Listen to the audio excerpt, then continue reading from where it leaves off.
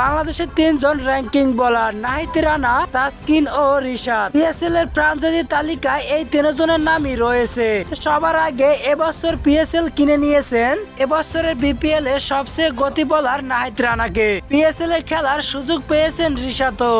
PSL এ তাসকিনের জন্য সুপারিশ করার পরও এখনো পর্যন্ত কোনো দলই মেলেনি তার ভাগ্যে।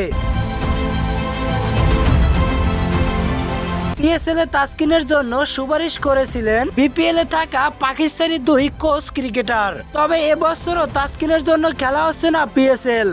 দুই কোচ তাসকিনের জন্য সুপারিশ করার পরও তিনি এখনো দল পাচ্ছেন না, বিষয়টি রহস্য জন্ম দিয়েছে।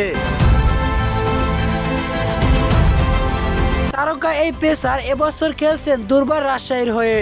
সেই দলের প্রধান কোচ হলেন পাকিস্তানি সাবেক ক্রিকেটার। তিনি আবার কাজ করছেন দুইবারের চ্যাম্পিয়ন লাহোর কালান্দার্সের সাথে।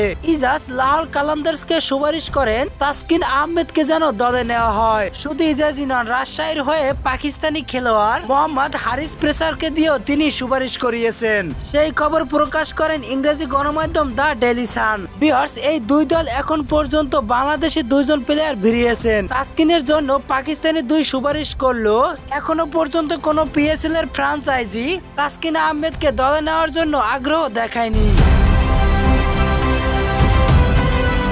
এবছর পিএসএল এ বাংলাদেশিরা যারাই গিয়েছেন তারা সবাই নির্বিঘ্নে সব আসর খেলে আসতে পারবেন। তবে তাসকিন আহমেদ পিএসএল খেলতে না যেতে পারলেও তাসকিনের জন্য রয়েছে আইপিএল এ বড় সুযোগ। ইতিমধ্যে তাকে আইপিএল খেলার জন্য ডেকেছেন দক্ষিণী সুপার টাইম, যে দলটির সাথে যুক্ত রয়েছেন বাংলাদেশের সাবেক কোচ শ্রীধরন শ্রীরাম।